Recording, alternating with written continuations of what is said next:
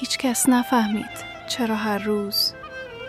پیرمرد به همان نیمکت قدیمی برمیگردد.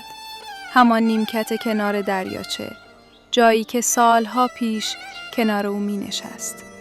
دستانش حالا می لرزید، اما هنوز یک شاخه گل کوچک در دست داشت.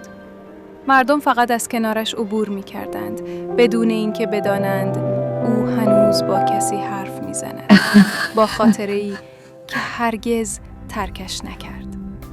روزی روی همان نیمکت نشستند، خندیدند، آرزو کردند و قول دادند همیشه کنار هم بمانند.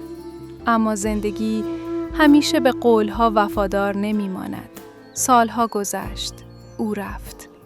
اما پیرمرد هنوز هر روز می آید، می نشیند. گل را کنار نیمکت می گذارد و آرام می گوید من هنوز اینجا. همان جایی که آخرین بار دیدمت.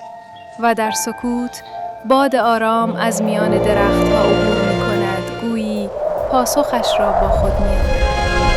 بعضی عشقها هیچ وقت تمام نمی شوند، حتی اگر یکی از آنها دیگر در این دنیا نباشد.